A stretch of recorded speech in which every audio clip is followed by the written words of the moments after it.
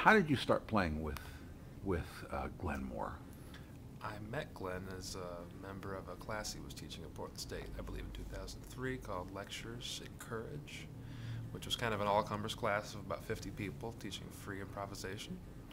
And he was also a combo coach of mine for 1 year at Portland State, so I got to know him a little bit as a student, and liked, of course, the music of Oregon for years, and was familiar with some of it, and got to meet more of it through Glenn. Got to see the sheet music, got to hear about some of the behind-the-scenes aspects of making the records and this and that. So, you know, it's a musical relationship that developed over a couple of years, 3 or 4 years, that I find pretty fulfilling.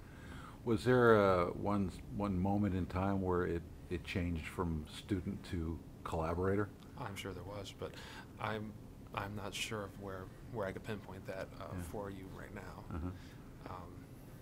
Because for me and for a lot of people, the student and collaborator line is already blurry. You know, people collaborate with the students all the time.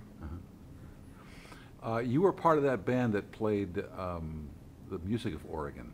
That's right. There was an Oregon ensemble at Portland State. We did a gig at the Bite of Oregon, and in later years after I was a graduate, I helped him when he was out of town occasionally, lead rehearsals and cover for him. So that was interesting. The music of Ralph Towner mostly. Yeah. What is that like, actually being able to play with somebody that you've admired for a long time? It's still playing. You know, you could get into some sort of confusing self-reflection about subject and object, and am I really here? Is this my beautiful piano? But it's when it's somebody you've admired, you love the music, then you know you're listening to music you love while you play, and what can be better? Yeah. So what do you think people have to look forward to? You know, at Silverton, do you know? For instance, do you know what you're going to play? I assume we're going to play some of Ralph's music, and this year we're listed as the Dan Gaynor Trio through a circumstance. So we'll do some of my music. We might have our drummer Tyson Stabelic sing a couple. We'll see what we feel like. We've got an hour and a half, I think.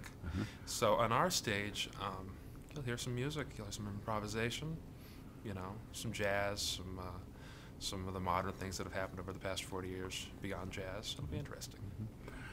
Do you regularly rehearse? No, irregularly rehearse. We you know, rehearse new songs, but we don't rehearse just to rehearse. Well, that doesn't help that the drummer lives in New York City. Glenn and I will be playing a week beforehand in Ashland, which will be sort of a rehearsal, but again for an audience and a couple school visits.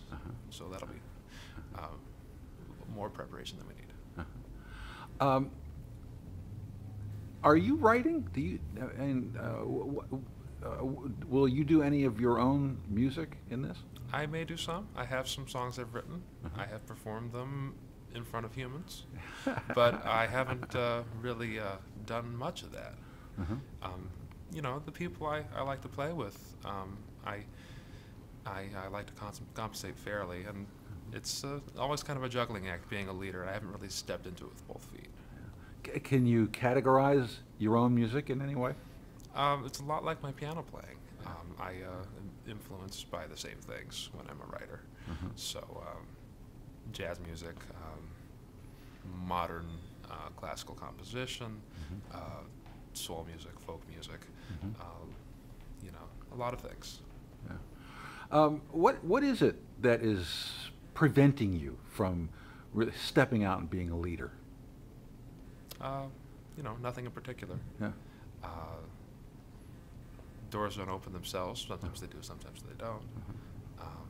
I mean, is it an economic thing, or is it something about you that Well, I have nice gigs as a sideman, so I'd have to get gigs that weren't as nice as a leader. I suppose that's a factor. Yeah. I think people would like to see you as a leader. That's nice of you to say. You know, someday.